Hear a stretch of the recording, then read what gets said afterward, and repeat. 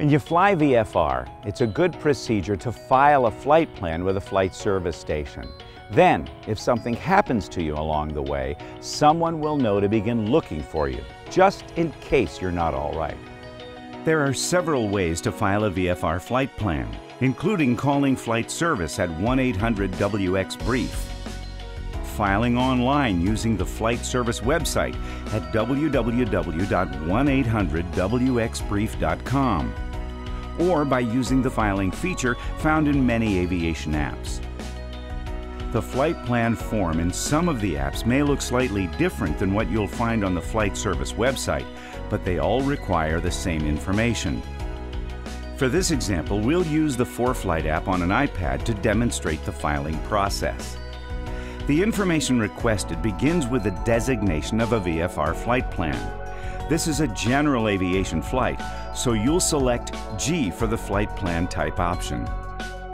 The aircraft section requires detailed information about your aircraft. First, the tail number is the registration or N number. Model code is the official ICAO designation of your airplane. The Cessna Skyhawk is a C-172. Next, describe the color of your aircraft, with the predominant color listed first and any trim colors next. Our Skyhawk is white with blue and gray. Home airport is where your airplane is based, using the 3 or 4 letter airport identifier.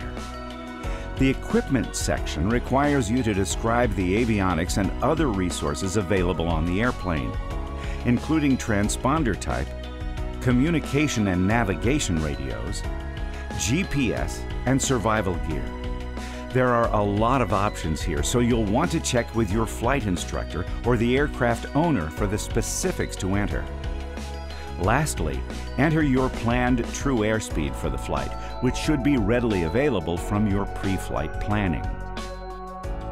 Now that your aircraft data is entered, it's time to describe your planned flight. The departure airport should be listed using the identifier for that airport. The departure time is entered as local time when using 4Flight, but it may need to be entered in coordinated universal time when using other apps or flight plan services. Enter the number of occupants in the aircraft for souls aboard. The default route of flight will be designated as direct, meaning a straight line between the departure and destination airports. If you plan to include a nav aid or other waypoints along the way, enter that information here.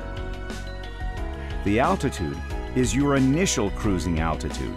For example, if you plan the first leg of a trip at 3,500 feet and the second leg at 5,500, you should enter 3,500 in the cruising altitude box. The estimated time en route is filed in hours and minutes. Fuel on board is also provided in hours and minutes of flying time. Remarks should be anything pertinent to the flight, such as the fact that you're a student pilot flying solo, or any supplemental information related to the aircraft type or equipment. Your destination is just what it sounds like, the identifier for where you're going. You have the option of listing the name and number of someone at the destination who would know you have arrived in case the flight plan does not get closed in time. The final step is to enter your personal data, including name, email, home address, and phone number. This flight plan is now ready to be filed. This is typically done at the same time you get your weather briefing. You can also file a flight plan in the air by radio. Either way, it's important to always file a VFR flight plan when going cross-country. Think of it as very cheap insurance. The flight plan will be held by the flight service station for 1 hour after the proposed departure time, unless you call back with a revision. The flight plan is opened by radio right after you've departed. Dayton Radio, Skycatcher 3030 November, listening on 122.4. 3030 November, Dayton Radio, go ahead.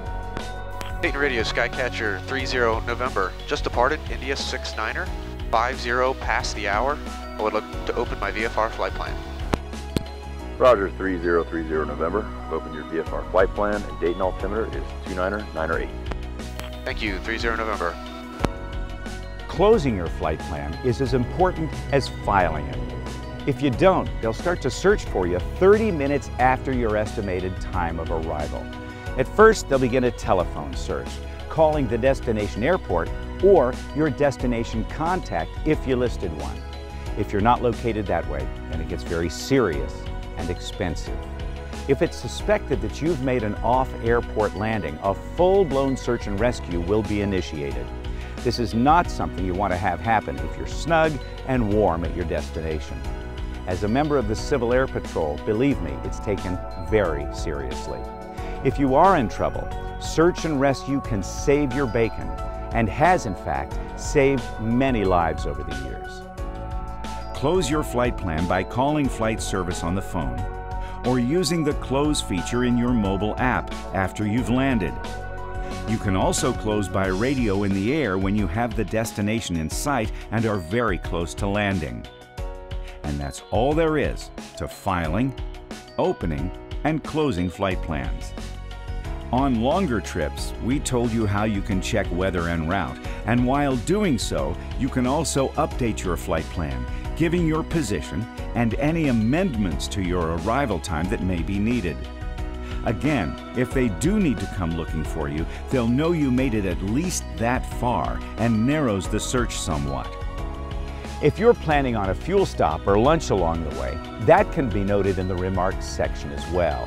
However, if you're planning on stopping for more than an hour, a separate flight plan is recommended.